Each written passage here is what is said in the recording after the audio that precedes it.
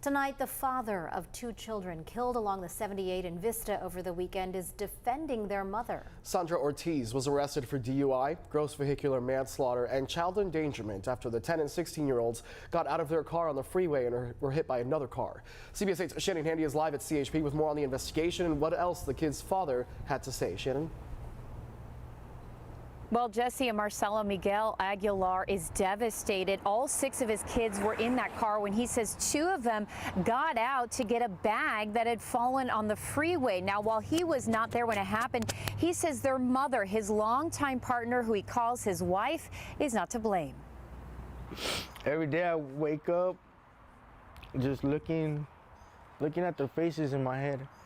Miguel Aguilar is going through what no parent should ever have to endure. On Father's Day, just hours after celebrating with his 6 kids and their mom, Miguel received a call about a crash along the 78 freeway in Vista involving his family. He rushed to the scene where he learned 10-year-old Alan and 16-year-old Amy had both died after being hit by a car. The hardest moments to see as a father, to see just 2 bodies laying there. Making the tragedy even worse, CHP officers arrested their mother, 33-year-old Sandra Ortiz, on charges of DUI, gross vehicular manslaughter while intoxicated, and child endangerment.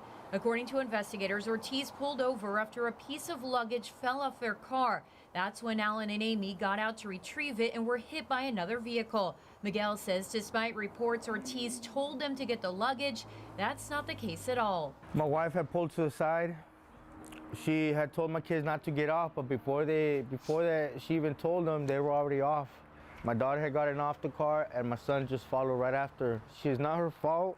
She has nothing but love for our kids, and right now she's in a place where she's alone, which I wish I could be with her. Ortiz is being held on $500,000 bail and will be arraigned on Thursday. Aside from supporting her, Miguel says his main focus right now is on his 4 surviving kids who were in the car when their siblings died. He says they're doing the best they can, all while trying to honor Alan and Amy, who died the way they lived, never leaving each other's sides. She wanted to have a bakery shop.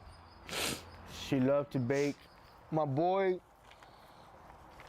he was my firstborn son. He loved to dance. He loved to smile. Both of them did. I know they're looking down at the father right now, trying to give him the strength to move up from this horrible nightmare that I wish I could wake up, but I can't.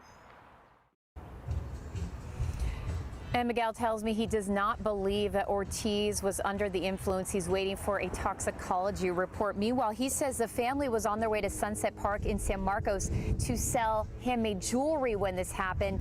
And it's at that park where on this Saturday they're going to have a food fundraiser as well as a vigil.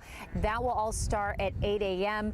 A relative has also set up a GoFundMe page. Back to you.